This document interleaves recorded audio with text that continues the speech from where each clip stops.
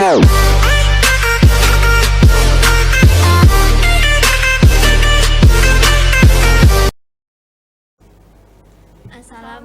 warahmatullahi wabarakatuh. Hello everyone. Semoga kalian semua dalam keadaan baik-baik saja ya. Amin. Pertama-tama perkenalkan nama terlebih dahulu, saya Rizka Lutfiana dan rekan saya Restu Karunia. Baik, pada kesempatan hari ini kami akan mengupas tuntas seputar pembelajaran di SMKN Ungaran. Sebelum kami membahas, kami akan menjelaskan sedikit tentang pendidikan. Sahabat di rumah, seperti yang kita ketahui, bahwa sistem pendidikan di Indonesia secara dinamis mengikuti perkembangan zaman. Perkembangan tersebut dapat dilihat dari pergantian kurikulum belajar yang berlaku. Tahukah kalian bahwa kurikulum di Indonesia sudah dimulai sejak tahun 1947? Kurikulum ini dinamakan Rencana Belajar, dan saat ini kita sudah menerapkan kurikulum Merdeka. Oh ya, kalian tahu gak sih seberapa pentingnya pendidikan buat kita? Karena masih banyak sekali beberapa orang di sekitar saya yang masih saja mempertanyakan kenapa sih harus berpendidikan, kenapa sih kita harus sekolah, atau sepenting apa sih pendidikan bagi kita semua. Teman-teman, yang harus kita pahami, arti pendidikan bagi kita, yakni pendidikan mampu memberikan beragam pengetahuan, keterampilan, serta wawasan sebagai bekal kita menghadapi perubahan zaman. Pendidikan juga memiliki peran penting loh untuk karir kita ke depannya. Dengan berpendidikan, kita lebih mudah mendapat pekerjaan, membangun kepribadian yang mantap, mandiri, berpikir kritis, mampu merencanakan masa depan, serta mengambil keputusan yang tepat dalam hidup. Selain itu, pendidikan mampu membuat kita lebih manusiawi. Nah, hari ini kita akan membahas mengenai pembelajaran di SMKN Ungaran. Di samping kami telah hadir narasumber yang kompeten di bidang pendidikan. Beliau adalah salah satu staf di bidang kurikulum di SMKN Ungaran, yakni Ibu Wirin Ariyanti SPD. Assalamualaikum Bu Wirin. Waalaikumsalam. Bagaimana kabarnya hari ini? Alhamdulillah sehat. Alhamdulillah. Adakah kendala untuk hari ini? Tidak ada, no. Alhamdulillah dari pagi tadi kita ikuti upacara, bisa langsung mengajar, anak-anak juga terkondisi. Sampai siang hari ini masih diberi kesehatan untuk ketemu kalian di acara ini. Ya, alhamdulillah. Kita masuk pada pokok pembahasan ya Bu. Kita pada hari ini mengenai bagaimana pembelajaran di SMKN Ungaran. Lalu saya ingin bertanya kepada Ibu Wirin, pendidikan menurut Ibu, pendidikan di SMKN Ungaran itu seperti apa sih? Pendidikan di SMKN Ungaran ya otomatis sudah menerapkan pendidikan berdasarkan kurikulum yang sudah ditetapkan pemerintah kan. Yeah. Pendidikan di sini untuk tahun ini kita sudah menerapkan kurikulum Merdeka untuk tahun kedua. Untuk yang kelas 12 masih kita terapkan kurikulum K13.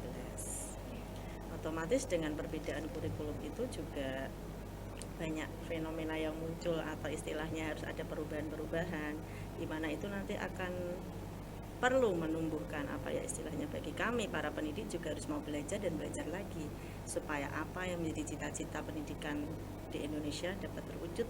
Salah satunya yang tertuang di Undang-Undang Nomor 20 kan, yaitu mencerdaskan kehidupan bangsa. Ya, itu kan salah satu tujuannya itu. Sebenarnya di SMKNU kita untuk kurikulum otomatis selalu menerapkan sesuai yang apa ditetapkan pemerintah. Ya. Mungkin ada kendala apapun ya kita bagaimana caranya untuk bisa menerapkan itu dengan baik. Seperti itu menurut saya. Lalu menurut Ibu, bagaimana sih upaya yang dapat dilakukan untuk menyikapi perubahan kurikulum di SMKN Ungaran saat ini? Karena di SMKN saat ini kan ada dua kurikulum. Yang pertama kurikulum Merdeka yang saat ini berjalan dan kurikulum lama untuk kelas 12. Oke. Untuk kurikulum setiap bertahun otomatis meskipun nggak berganti, sebenarnya kurikulum itu tiap tahun pasti ada revisi, gitu kan? Nah, upaya kita apa ya, kita dari pihak sekolah khususnya di bidang kurikulum kan pasti kita dalam satu tim akan menyusun dulu yang namanya EKTSP atau EKOS gitu ya. Jadi istilahnya kurikulum itu kan nyawanya sekolah. Jadi semua pembelajaran yang terjadi di sekolah kita itu kan diawali dari kurikulum yang ada, di mana dalam kurikulum itu menggambarkan visi misi dari sekolah kita, tujuan apa yang ingin dicapai. Kalian belajar di sini tuh tujuannya untuk apa? Terus nanti pernah sampai ke dalam kegiatan belajar mengajarnya, bagi guru-guru itu tugasnya seperti apa, semua tertuang dalam kurikulum. Sampai ke standar lulusannya seperti apa, kegiatan belajar mengajarnya, kalender efektifnya, kalender pendidikannya, sampai kriteria kenaikan kelas, kriteria kelulusan, semua tertuang dalam kurikulum yang disusun itu tadi. Nah, untuk menyikapinya seperti apa dengan adanya perubahan-perubahan kurikulum itu? Ya otomatis pasti setiap ada perubahan kurikulum pasti akan diawali dengan namanya sosialisasi dulu.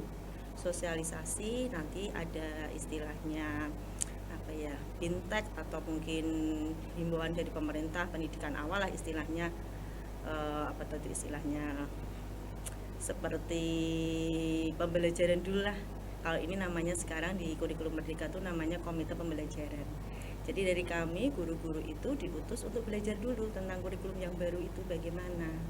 Baru nanti kami menularkan dengan teman-teman yang lain, gitu kan. Di kurikulum itu kan pasti di tiap tahun kami di kurikulum itu pasti ada yang namanya IHT, in-house training gitu ya. Jadi sebelum pembelajaran kalian di awal pembelajaran itu kami sudah berdiskusi dulu. Jadi para guru itu udah berdiskusi dari sekolah itu kurikulumnya udah jadi. Nanti RPP-nya atau modul ajarnya seperti apa, kalender pendidikannya seperti apa. Jadi sebelum kita terjun di Juli, di awal Juli itu kita sudah selesai penyusunan kurikulum. Tadi kiatnya untuk mengatasi perubahan kurikulum ya salah satunya dengan tadi diadakan diklat, IHT gitu ya. Jadi diklat atau IHT, jadi saling menularkan, saling berdiskusi untuk mencari solusi yang baik kurikulum ini diterapkan di sekolah kita bagaimana supaya bisa mengena ke semua anak, bisa tercapai tujuan yang diharapkan. Nah seperti itu. Jadi kendalanya bukan kendala tadi apa, upaya upaya. mencari solusinya. Kalau K13 kan kita udah berjalan, ini sudah terakhir di kelas 12, kalian kan K13 itu kan sudah mengalir, udah berjalan. Nah di perubahan baru itu tadi, jadi kami sebagai pendidik juga harus mau belajar terus, tidak berhenti. Tidak hanya kamu yang belajar, kami juga harus selalu belajar. Belajar bagaimana supaya menambahkan model pembelajaran yang baik, supaya ini dapat tercapai tuh bagaimana caranya, menumbuhkan minat belajar anak bagaimana. Jadi harus perlu adanya semacam diskusi, kerjasama antar satu guru pemapel misalnya. Ada yang kita sebut dengan namanya musyawarah guru mata pelajaran ya. Oh, jadi setiap mata pelajaran itu guru punya berdiskusi. ada punya kelompoknya masing-masing. Mereka saling mengupas. Dari pemerintah tuh dapatnya CP seperti ini. Tujuan awal gitu kan. Kalau di kurikulum Merdeka itu namanya CP. Dulu kalau di K13 itu namanya kompetensi inti, kompetensi dasar. Jadi kan tiap mapel nanti akan mengolah bagaimana metode yang sesuai untuk mengajarkan materi ini, apa yang saya pakai, teknik apa yang saya gunakan, model penilaian seperti apa. Jadi intinya dengan tadi MGMP, mapel. Mungkin nanti meningkat lebih tinggi lagi ada MGMP, mapel satu kabupaten, satu provinsi. Nah, itu salah satu upaya untuk mengatasi. Kadang kan kita juga nggak tahu ini hal baru, ya kita harus mau belajar dan belajar itu tadi. Gitu.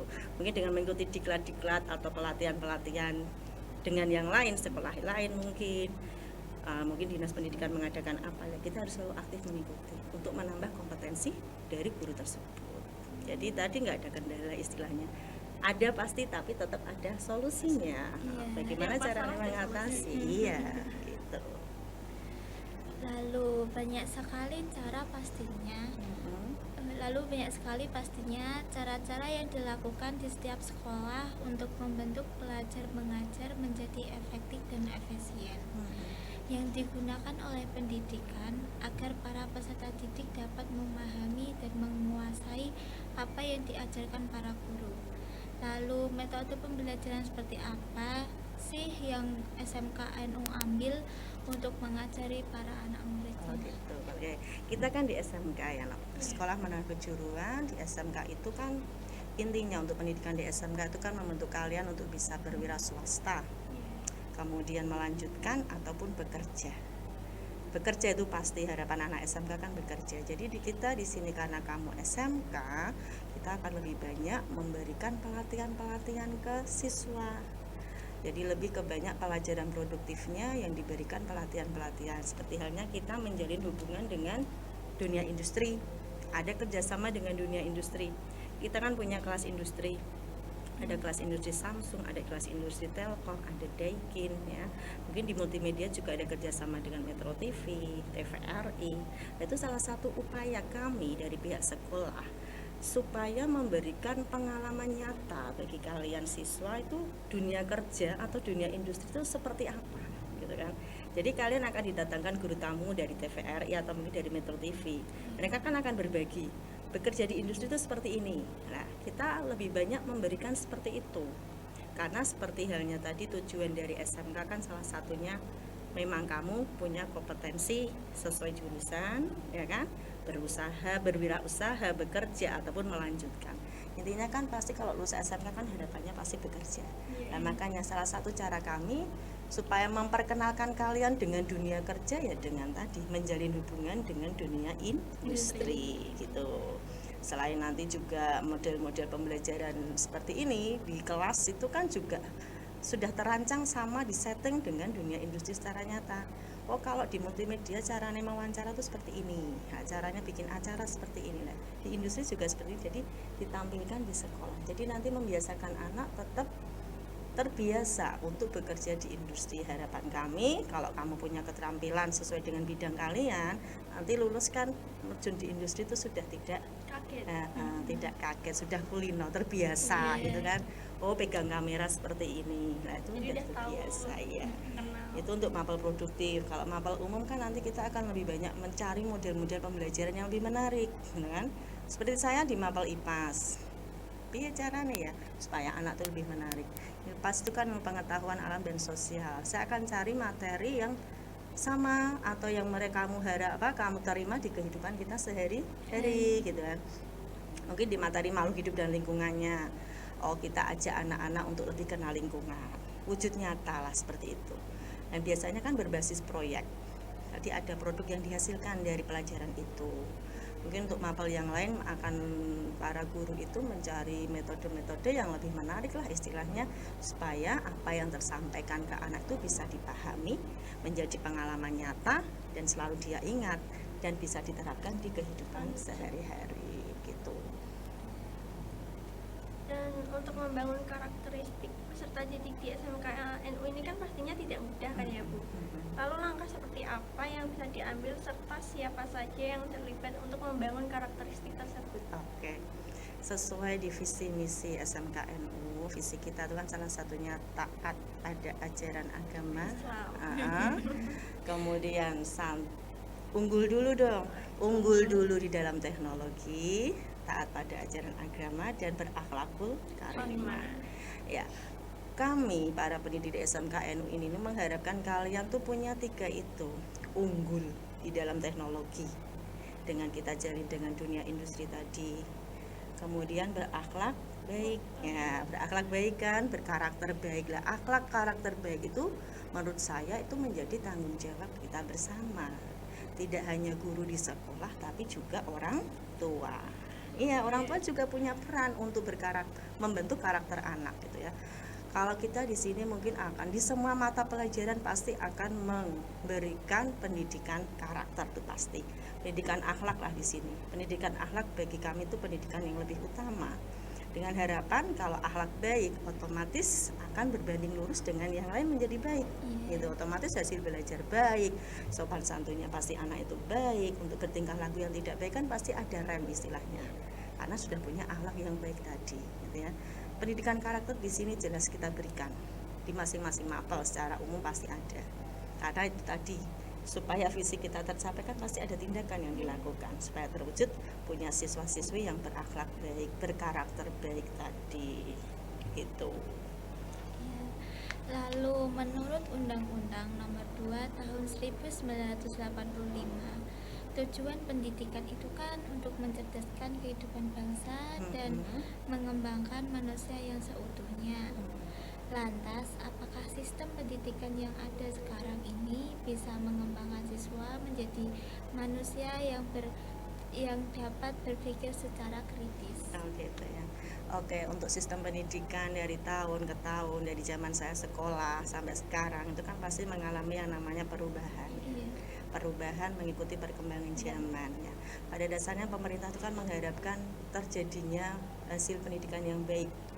Hasil pendidikan yang baik membuat masyarakat seutuhnya, dalam artian mereka juga berkarakter, punya keterampilan, punya kompetensi itu tadi. Jadi memang pendidikan seutuhnya itu ya memang diharapkan kan, tapi kan memang kendala itu pasti ada. Pasti itu ada. Jadi dengan perubahan kurikulum tiap tahun ada revisi mungkin sampai akhirnya berubah secara total, itu juga pada intinya ingin memberikan hasil yang baik. Nah, kembali lagi ke masing-masing pribadinya. Semua sekolah pasti ingin menerapkan kurikulum tersebut dan pasti ingin memberikan hasil yang baik bagi siswa-siswi. Tapi kan tidak selalu mulus, ya kan? Pasti kendala itu kan muncul mungkin dari faktor siswanya sendiri atau mungkin sarana prasarana yang kurang atau mungkin dari faktor pendidiknya. Nah, makanya perlu adanya kesinambungan seperti itu. Jadi untuk membuat manusia seutuhnya tuh memang tujuan secara nasional seperti itu.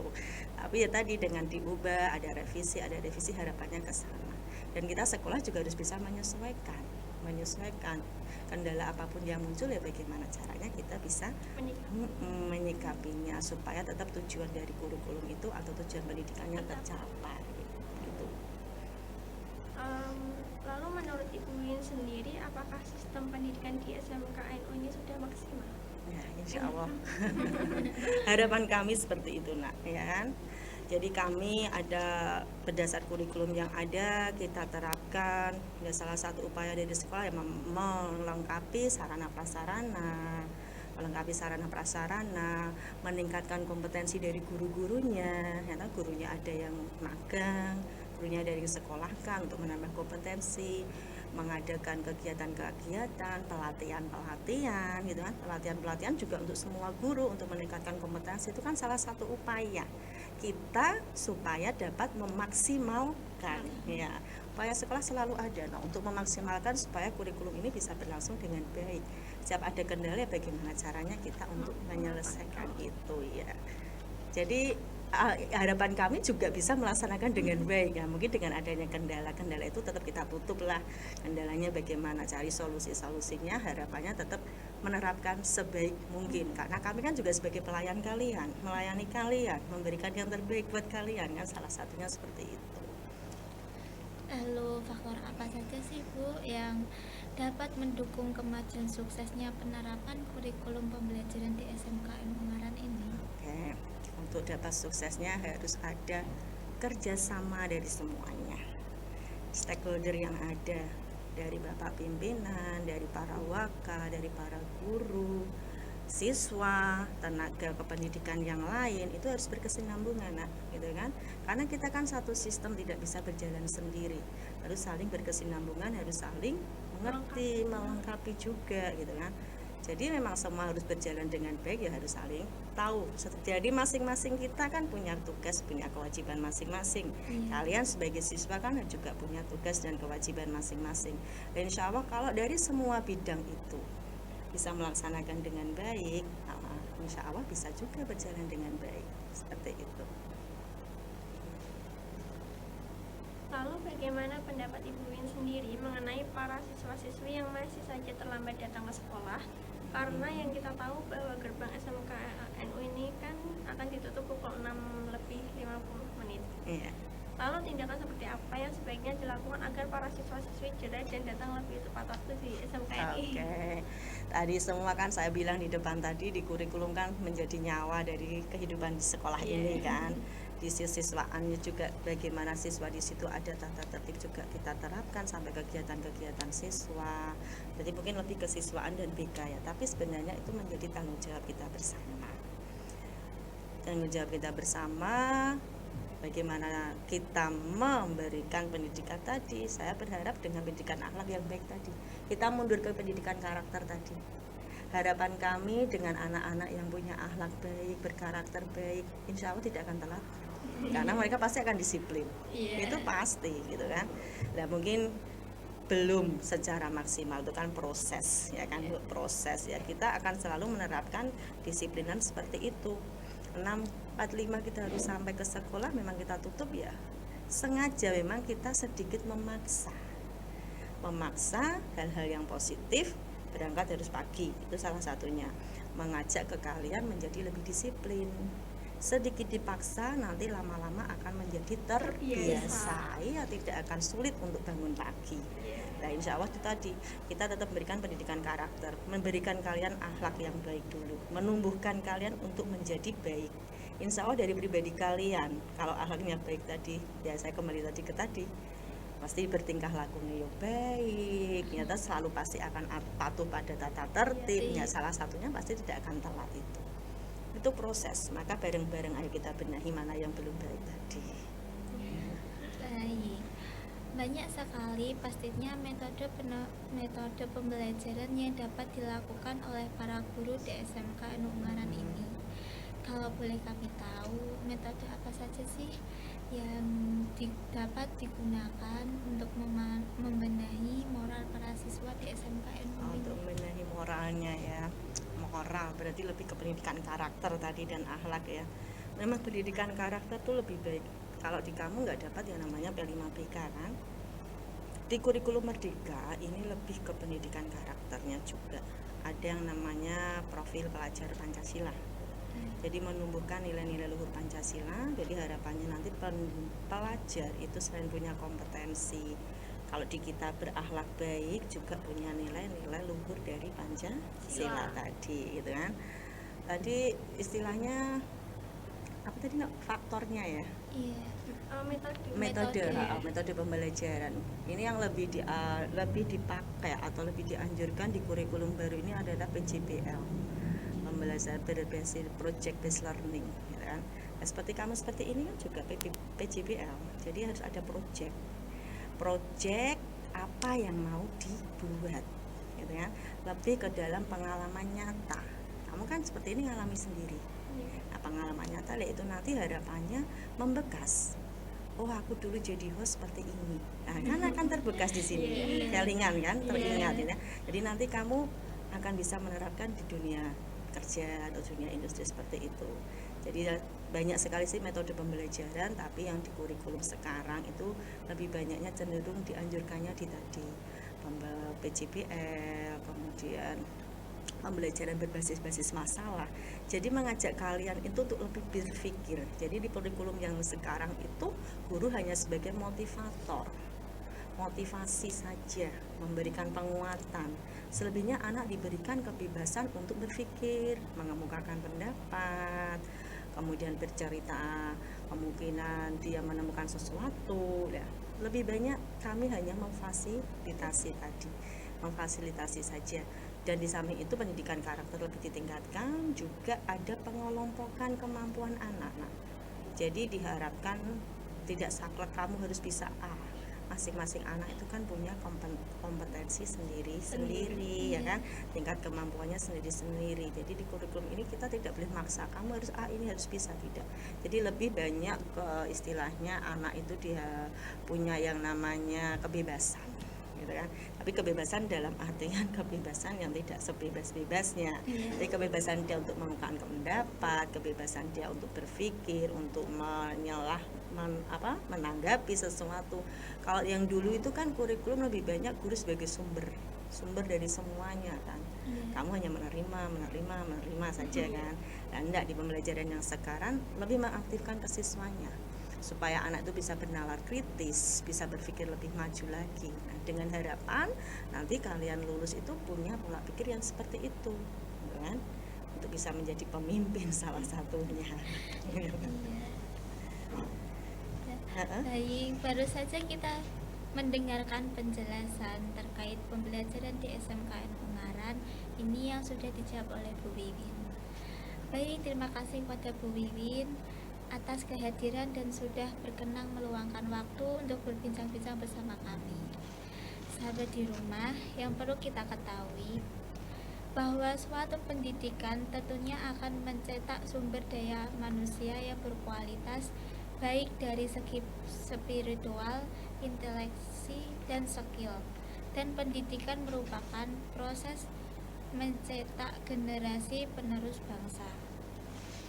Dan melalui pendidikan, kita bisa membentuk dan memperoleh beragam pola pikir baru yang mana dapat menciptakan struktur pemahaman yang memudahkan kita untuk belajar lebih banyak hal lagi. Sebagaimana yang diungkapkan Daud Yusuf, pendidikan merupakan segala bidang penghidupan dalam memilih dan membina hidup yang baik, yang sesuai dengan martabat manusia. Hanya pendidikan yang bisa dapat menyelamatkan masa depan. Tanpa pendidikan, Indonesia tidak akan mungkin bertahan. Demikian penjelasan terkait pembelajaran di SMKN Ungaran ini. Saya ucapkan terima kasih banyak kepada sahabat di rumah yang telah mengeluangkan waktu untuk mendengarkan podcast kami ini. Kami pamit undur diri, terima kasih dan maaf jika ada kesalahan yang disengaja maupun tidak sengaja. Wassalamualaikum warahmatullahi wabarakatuh.